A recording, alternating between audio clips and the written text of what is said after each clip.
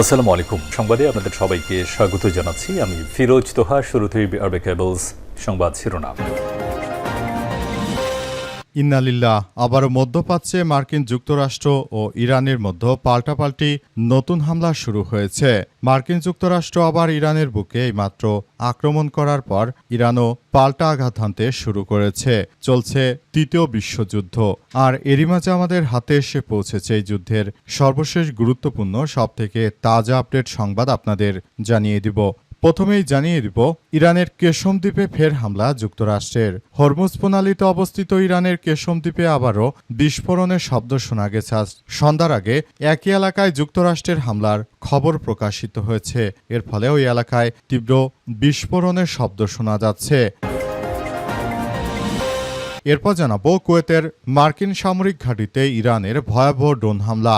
মধ্যপ্রাচ্যে চলমান চরম সামরিক উত্তেজনার মধ্যে এবার কুয়েতের বিমান প্রতিরক্ষা ব্যবস্থা আকাশপথে ধেয়ে আসা শত্রুপক্ষের বেশ কয়েকটি বৈরী লক্ষ্যবস্তু সফলভাবে প্রতিহত করার দাবি করেছে। জানা গেছে যে মার্কিন যুক্তরাষ্ট্রের কুয়েতে অবস্থিত বিমান ঘাঁটিতে ব্যাপক আক্রমণ চালিয়েছে ইরান।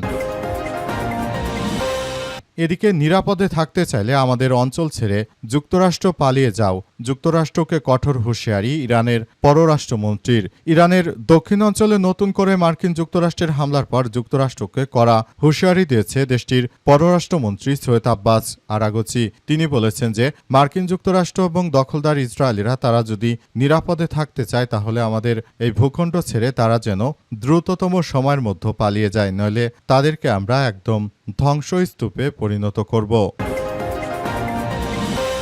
এবারে জানাবো, অনেক দেরি করে ফেলেছে ইরান, এখন দিতে হবে চড়া মূল্য, বললেন ডোনাল্ড ট্রাম্প। যুক্তরাষ্ট্রের প্রেসিডেন্ট ডোনাল্ড ট্রাম্প দাবি করেছেন যে ইরান নাকি অনেক দেরি করে ফেলেছে, এখন তাদেরকে কড়া মূল্য দিতে হবে। মার্কিন যুক্তরাষ্ট্র এবং দখলদার ইসরায়েলিরা তারা মূলত নতুন করে ইরানের বুকে আক্রমণ চালানোর সম্পূর্ণ প্রস্তুতি নিয়েছে অবস্থায় এখন যে বিশ্বকাপ চলছে, এর মধ্যে যদি আবার নতুন যুদ্ধ শুরু হয় সেটি হবে সবার জন্য এক ভয়াবহ বিপর্যয়কর এক পরিস্থিতি। এই যুদ্ধ শেষ হোক সেই প্রত্যাশা আমাদের।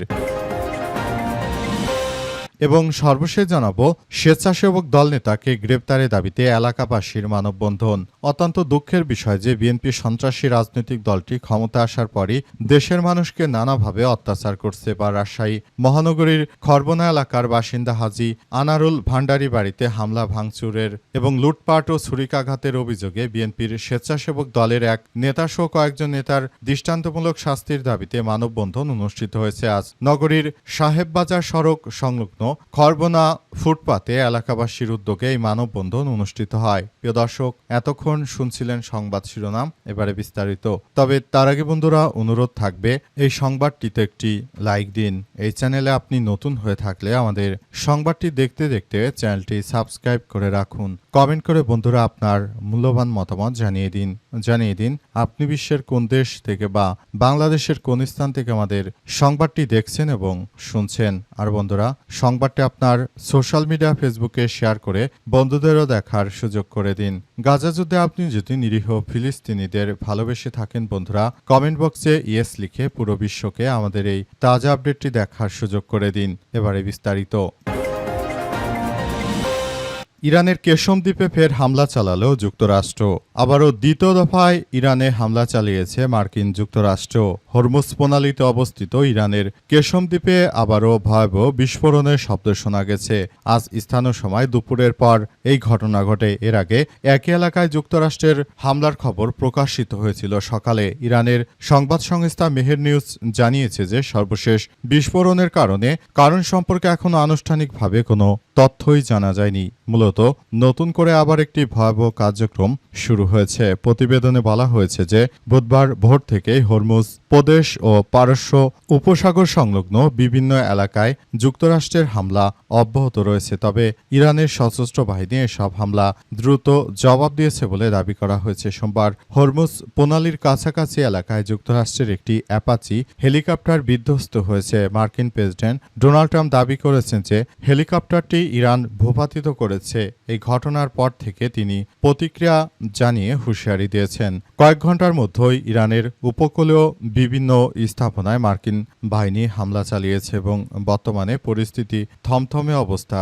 বিরাজ করছে। অনেকেই বলাবলি করছে যে বিষয়গুলো আসলে কি থেকে কি হয়ে গেল সেটি আমরা বুঝতে পারছি না। আমরা মনে করি এই ধরনের অনাকাঙ্ক্ষিত ঘটনাগুলো যেন আর না ঘটে সেই প্রত্যাশা আমাদের সবার। আমরা বিষয়গুলোকে খুবই গুরুত্ব সহকারে দেখছি।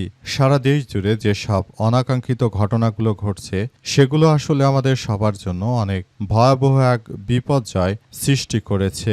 এই বিপর্যয় আসলে কোন দিকে যাচ্ছে পরিস্থিতি সেটি এখন পর্যন্ত বোঝা যাচ্ছে না।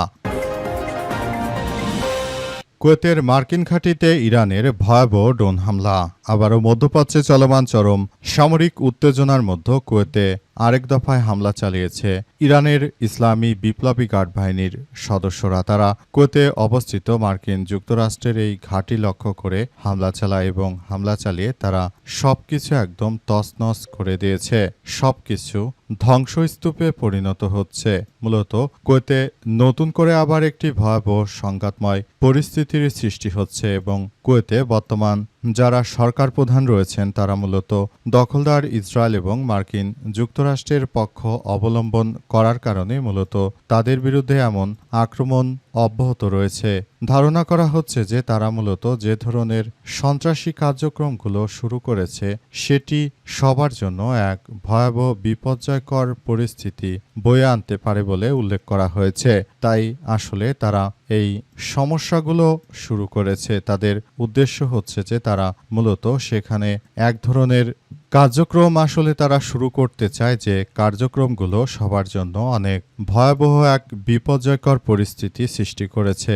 মার্কিন যুক্তরাষ্ট্র এবং দখলদার ইসরায়েলি বাহিনী তাদেরকে মূলত সহযোগিতা করার মধ্য দিয়ে যে ধরনের কার্যক্রম শুরু হয়েছে এটি আসলে কোনোভাবেই গ্রহণযোগ্য হতে পারে না। মার্কিন যুক্তরাষ্ট্র দখলদারেরা তারা শুরু থেকে ইরানের বিরুদ্ধে যে ধরনের সন্ত্রাসী কার্যক্রমগুলো চালাতে শুরু করেছে সেগুলো ধ্বংসস্তূপে পরিণত করে দিচ্ছে ইরানের ইসলামী বিপ্লবী গার্ড বাহিনীর সদস্যরা। এই পরিস্থিতিতে দখলদারেরা আসলে যে কোনো মূল্যে তাদেরকে শায়েস্তা করার জন্য ইরান পুরোপুরি প্রস্তুত। তারা সেভাবেই আক্রমণ অব্যাহত রেখেছে। তারা কুয়েতের সালেম ঘাঁটিতে এই আক্রমণ চালিয়ে মূলত মার্কিন যুক্তরাষ্ট্রের সন্ত্রাসী কার্যক্রমের পুরোপুরি জবাব দিচ্ছে। এ অবস্থায় দখলদারদের বিরুদ্ধে পৃথিবীর ইতিহাসে সবথেকে এক বিপর্যয়কর পরিস্থিতির সৃষ্টি হয়েছে। এটি দখলদারদের যে কোনো মূল্যে ধ্বংসস্তূপে পরিণত করবে। নিরাপদ থাকতে চাইলে আমাদের অঞ্চল ছেড়ে যুক্তরাষ্ট্র পালিয়ে যাক, যুক্তরাষ্ট্রকে কঠোর হুঁশিয়ারি ইরানের পররাষ্ট্রমন্ত্রীর। ইরানের পররাষ্ট্রমন্ত্রী সৈয়দ আব্বাস আরাগচি মার্কিন যুক্তরাষ্ট্রকে কঠোর হুঁশিয়ারি দিয়ে জানিয়েছেন যে যদি তারা ভালো থাকতে চায় তাহলে আমাদের এই সীমানা ছেড়ে তাদের পালিয়ে যেতে হবে। তিনি যুক্তরাষ্ট্রকে সরাসরি হুঁশিয়ারি দিয়ে জানিয়েছেন যে যুক্তরাষ্ট্র যে ধরনের সন্ত্রাসী কার্যক্রমগুলো করে বেড়াচ্ছে সেটি পৃথিবীর বুকে এক ভয়াবহ নির্যাতন। এই ধরনের নির্যাতন ইরান কখনোই মেনে নেবে না। তাদেরকে বলতে চাই তারা যদি ভালো থাকতে চায় তাহলে আমাদের অঞ্চল ছেড়ে তাদের পালাতে হবে, তাদেরকে এই অঞ্চল ছেড়ে অন্যত্র পালিয়ে যেতে হবে বলে এমন কথাই উল্লেখ করা হয়েছে।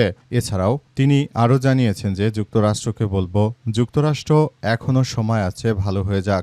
সেটা যদি তারা করতে না পারে তাহলে তাদের জন্য অনেক ভয়াবহ বিপর্যয়কর পরিস্থিতি অপেক্ষা করছে। সবকিছু একদম ধ্বংসস্তূপে পরিণত হচ্ছে। পুরো মধ্যপ্রাচ্য জুড়ে যে ধরনের সন্ত্রাসী কার্যক্রম আসলে চলমান রয়েছে সেটি কখনোই তারা মেনে নেবে না।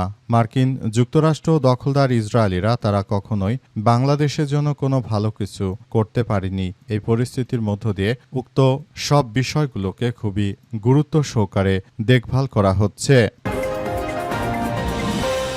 অনেক দেরি করেছে ইরান, এখন দিতে হবে চড়া মূল্য বললেন ডোনাল্ড ট্রাম্প। যুক্তরাষ্ট্রের প্রেসিডেন্ট ডোনাল্ড ট্রাম্প তিনি এবার ইরানের বিরুদ্ধে সরাসরি এমন ধরনের কার্যক্রম চালিয়েছেন যেটি দেখে আসলে সবাই খুব বড় ধরনের সমস্যার কথা বলছে সবাই। আসলে যার যার জায়গা থেকে এই কার্যক্রমগুলো চালিয়ে যাচ্ছে।